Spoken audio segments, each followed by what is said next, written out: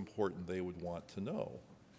And so we're lobbing information out there in sometimes pretty random ways.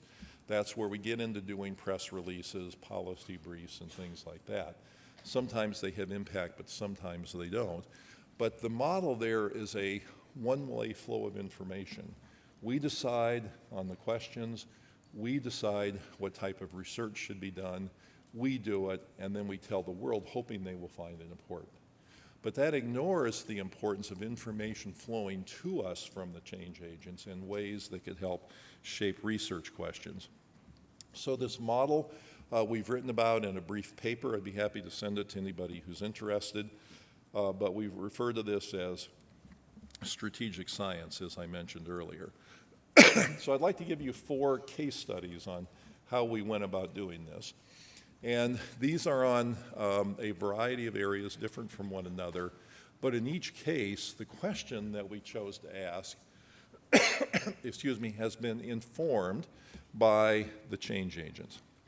So case number 1 had to do with industry and menu labeling. You may remember that New York City Department of Health was the first jurisdiction to put into place a regulation requiring calories to be put on restaurant menus. They were sued twice by the restaurant industry, but prevailed in the courts, and finally the regulation went into effect. What you hope with some public health advance like this is that somebody has the courage to go first, but then other people will go second, third, and fourth. So after New York City prevailed in the courts and the regulation went into effect, Nashville, Philadelphia, Miami all came out of the gate interested in this, and so did the state of California. Now, the nice thing about the state of California, of course, is that you capture a lot more people doing a whole state at a time rather than city by city. The governor at the time, Governor Schwarzenegger, said he would only sign legislation if the restaurant community and the public health community could agree on the language of the legislation. So in this back and forth give and take process between those two parties, one concession the industry wanted to extract was to exempt drive-in windows from the need of having the information posted. And the rationale was that the boards in the drive-in windows were only so big and they couldn't put all that additional information on, as if they couldn't afford a bigger board. But that was the rationale they used. So it occurred to me that there are a lot of people who go through these drive-in windows, and I didn't know exactly how many, but it seemed like there were probably a lot. And so one morning I got a call from somebody in California who told me, and somebody from the advocacy community, who told me that this debate was going on. So I canceled some noon meetings I had that day and got a clipboard and sat across the street from a McDonald's in Guilford, Connecticut. And I just counted the number of people who walked in or drove through. So this was imperfect science, to be sure. It was me and my clipboard. And I might have mistaken a dog in the front seat for a person, and there could have been all kinds of flaws with this. But it turned out that about 60% of people were driving in rather than walking in. So then our graduate students, led by Christina Roberto, did a proper study. And they studied thousands of people at different restaurants, different meals, different locations, and found that the number was, in fact, pretty close to 60% at the end of the day. Now, this study was a very quick and inexpensive study to do. It might have cost $50 for some clipboards. It might have taken a month to pull this off from beginning to end. But the information then got fed right back to the advocacy community in California, who then informed the legislators that if you give in to this concession the industry wanted, you're missing 60% of the intended population. And so this concession was not granted. And then in place after place around the country, including national legislation, this concession was not granted because of that little bitty, quick, non-theoretical, easily done study. So it had impact on the intended audience because we were listening to the advocacy community because nobody in the scientific community had identified that as a problem. Case study number 2 has to do with children's food marketing. You may know from connecting with the Rudd Center that we and the Rudd Center, subsequent to my departure for Duke University, has done a tremendous amount of work led by Jennifer Harris on the marketing of food to children. And they produce a number of these facts reports that one can obtain from the Rudd Center website. The first such report had to do with marketing of breakfast cereals to children. The research that was done, think of it like this. Think of creating a list of cereals rank ordered from the worst nutrition cereals at the top of the list to the best at the bottom. And of course, the worst ones would have the most sugar, least fiber, etc. And next to that, let's put a list of what's marketed most aggressively to children, and let's see how much those two lists line up. So it came out like this. If you look at the best dozen cereals with respect to nutrition scores, here they are. And let's look at how much advertising is done on television, through advert games on the internet, and other youth websites. And it comes to exactly 0. Next, let's take the worst dozen cereals by nutrition score. And now let's see how much advertising is done through those, and all of a sudden the list gets populated pretty quickly. So the industry has a broad portfolio of products ranging from better to worse nutrition, but they're marketing most aggressively, in fact, entirely, their worst products to children. So we can first ask ourselves, why would that be the case? But it's obviously not the optimal situation. So we were hoping that pressure might be put on the industry to change its practices.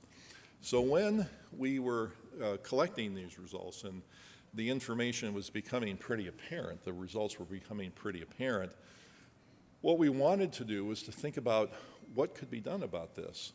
What sort of pressure points are there on industry to change this? Well, to do something legally becomes very difficult because there's this pesky thing known as the First Amendment that gets in the way. So the First Amendment of our Constitution protects your and my and everybody's right to speak in certain ways. So it protects religious speech, political speech, but it also protects commercial speech. And commercial speech has been afforded a great degree of protection over the years through the courts. And so companies can pretty much say whatever they want and market whatever they want to whoever they want in whatever ways they want. So doing something legally becomes pretty difficult.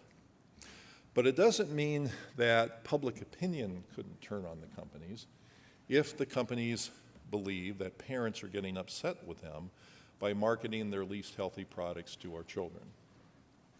So when we were going to release these results, we tried to predict in advance what industry's defense would be of their practices. And it wasn't too hard to predict what this would be because the industry has said these things over and over.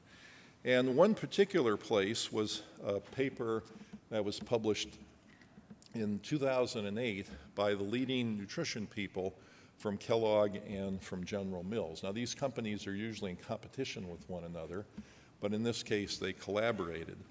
And they said the following thing, that food doesn't become nutrition until somebody eats it. So the implication there is you can give a child a healthy cereal, but if it just sits in the bowl, then they're not going to eat it, and therefore they will not get the nutrition.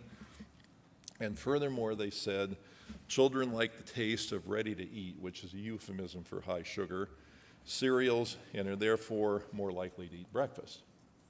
So what we felt the industry would do in response to the results that we were producing was to make a 3-point argument. Point number 1, that eating breakfast is a good thing.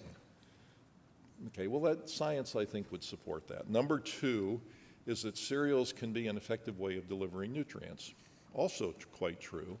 But number 3, that kids won't eat it unless it has a lot of sugar.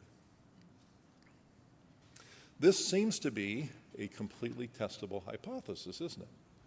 One can do a study to find out whether or not this is true.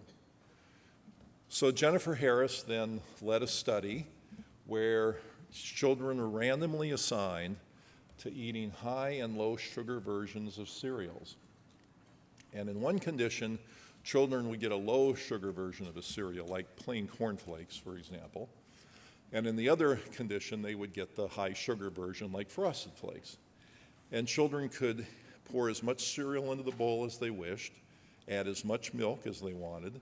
There was a sugar bowl there, so they could add sugar if they needed to. And there was also fruit, and they could add fruit. And what this study found was that children getting the low sugar version of the cereal got just about the nutrition you'd like to see a child have for breakfast. And to sweeten up the cereal, they were adding fruit rather than sugar voluntarily, and therefore getting the nutrition advantage of the fruit. The children who got the high sugar version of the cereal had a much poorer nutrition profile in what they were consuming. So we put the hypothesis to a test, ended up publishing it in a reputable journal. And then when we released the results of our study to the press on the marketing of unhealthy products to children, it was covered tremendously by the press. It was all over the world, all the news networks. ABC on several of their things did special features on this on Good Morning America and the ABC Nightly News. And then when the press was calling the CEOs of Kellogg's and General Mills and saying, why are you marketing your worst products to children? The CEOs would say, well, eating breakfast is a good thing, and cereals can deliver nutrients, but children won't eat the cereals unless it has a lot of sugar. The press would say, but these folks at Yale just did this study that found that that wasn't the case. And so can you defend this practice? And they had a much harder time defending it. So the press came out very much in favor of supporting the results that we had produced. And a short time after the results got released, General Mills made the announcement that it was going to be reducing the sugar in its children's cereals by about 25%. Now, there's no way we can claim credit for this because there were a lot of people working on this issue for a lot of years. But to the extent our results became part of the picture, it was probably through pathways like this. Now again, we didn't address that question because the scientific community thought it was important, but because we were listening to the press and trying to anticipate what the industry response would be. And that formed the basis for this strategic study. Case number 3, taxes on sugar-sweetened beverages. So as you may know, we've been involved in this topic for many years.